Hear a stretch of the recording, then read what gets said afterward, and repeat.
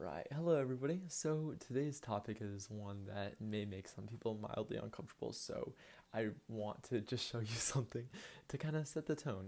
Make it more calm, make it more of an atmospheric thing. So I'm gonna show you some pictures of flowers. So we have these pictures and also this picture. Just some nice white flowers, right? Now, as shocking as it may be, these two pictures are not the same flower. They're very similar in the way they look. However, they are starkly different. So one of them is a very, very beautiful, delicate slice of heaven flower, one that smells amazing and is great to have. And the other is a very toxic and poisonous flower that makes you break out in a rash. One you want as the centerpiece of your kitchen table, and the other you never want to touch. And you may be thinking, what is today's topic that relates to flowers? And I'll tell you. So today's topic, we're actually talking about porn, and more specifically, how porn ruins romance. And I assume for a lot of you, there may be a feeling rising up, a few emotions. And I want you to hold on to those emotions, and I want you to identify how you feel. How does porn make you feel on the inside? I want you to identify your opinion about porn, but I also want you to have an open mind to the things that I have to share, because I feel like there's some really life-giving advice and some pieces of wisdom that may bring life back to you and to your loved ones. So we're going to be breaking this down, if you will, into a few parts. So the premise is that porn ruins romance. And there's a few points that I feel like exemplify this the most. So number one is that it removes humanity from relationships. Two is that it sets false expectations of what romance really is. And then three is it makes intimacy very hard to enter into, and it makes it something that is really hard to achieve. After that, I hope that you can see how toxic porn can be, and make it more of an incentive to quit. Also, if you're the loved one of somebody who struggles with porn, that I will give you some advice on how you can be a support to that person.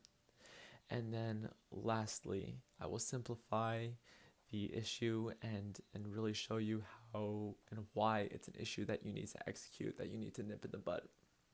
So I need to be honest about my credibility to speak on such a topic, such a provocative topic. I am not a sex psychologist, and I am also not an ex-porn star, but somewhere kind of in the middle. So I have struggled with porn addiction for the past 6 years of my life, through most of my teenage years and then into young adulthood. I have been gripped by this vice of watching on-screen sex for 6 years, not being able to escape from it. And just like I asked you to do earlier, I'm going to identify the emotions that I'm feeling, and these are very, emotions of shame, emotions of embarrassment, and honestly, it's not easy to talk about, but this is a road to recovery, and I'm on it just like many of you are, I'm sure. So let's talk about the first 3 points that I mentioned before. Porn is obviously fantasy.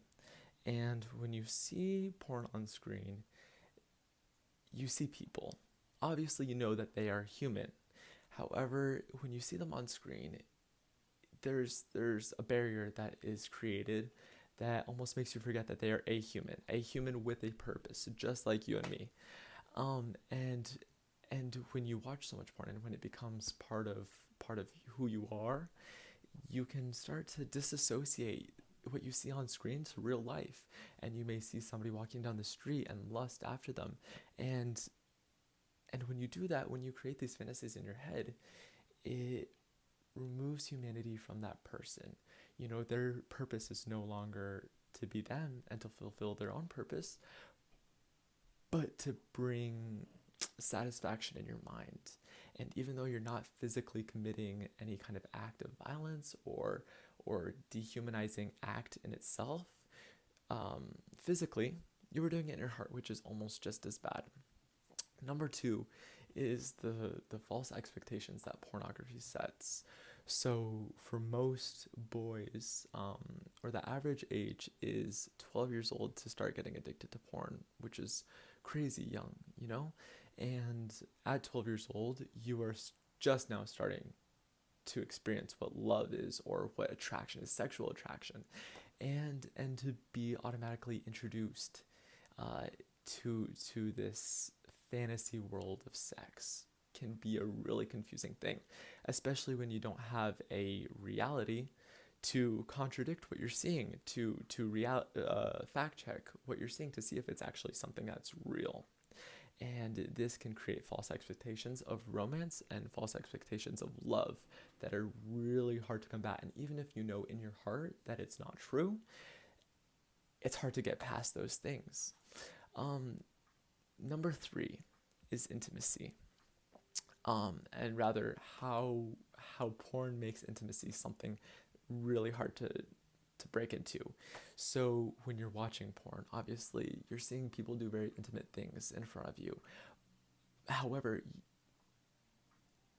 it you're not reciprocating that intimacy. You are seeing them, and they make you feel a certain way. They may make you feel safe or loved or even comforted. However, because you are not reciprocating that intimacy, all of it is fleeting. It all may go away in an instant as soon as you turn off that computer screen. And this can bleed into your real life when you're so used to just taking and you're not used to giving. And that can be really hurtful to the people that you love when you're just taking and not reciprocating that intimacy and that transparency and that ability to love. So you can see how these pitfalls can be really, really toxic and dangerous. And I want to give you some advice. Porn is satisfying for a reason. It fills a hole in our hearts that we may not be fulfilling in other ways. So in my personal experience, I have found that when I fill the hole in my heart that porn may be covering with like just a small bandage, a flaky just rub off bandage, when I fill that with real and authentic love, my attraction to porn automatically goes down. It automatically makes me less likely to return to porn because I'm filling it with something real. And that's my advice, is fill that hole with something authentic and real, because that's what will leave a lasting impression on you and really bring healing. And for the same way, if you are the loved one of somebody struggling with porn, show them love, show them true love, and support them through that. And I promise you, it will make the process so much easier, and that is truly what they are looking for. And to simplify this down, the progress of coming out of a porn addiction, I wanna focus on the big picture, but also the small things, the small steps you take to get to the end result. So when I envision my future self, my dream self, I don't envision him with addiction. I don't see that as part of my future, my life. And as nice as it would be to just jump ahead to that future self, it's impossible. I cannot just fast forward to the future and become this saint. However, I can take it day by day, and each and every day I may strive to become more and more addictionless, so to speak, less and less bound by my vice that is so entrapping. And now, to bring it full circle, I want you to remember those flowers that I showed you. The 2 flowers that I showed you were Queen Anne's Lace and Poison Hemlock. You can kind of tell by the name which does which. And in the same way, Poison Hemlock almost acts as porn, and Queen Anne's Lace as true love and romance. The Poison Hemlock may look on the outside like something innocent, something pure, something, that you want. But as soon as you take it, it proves and it shows its true colors, and it gives you sickness, and it gives you rash, and it gives you something that you can't get away from. However, the Queen Anne's lace then is affected by your experience with the poison hemlock, and it makes it hard to trust a Queen Anne's lace when all you have is the experience of the poison hemlock. All you have is the rash on your hand. So I want to give you some wisdom. Put down the poison hemlock and pick up the Queen Anne's lace, and don't be scared to enter into the Queen Anne's lace's love. Something beautiful, something fresh, something sweet, and don't be afraid of it. Thank you.